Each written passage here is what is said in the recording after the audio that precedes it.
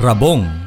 Ito ay hango at binuo para sa mga kabataan na kung saan ang mga mananayaw ay umaawit habang umiindak sa saliw ng tugtugin.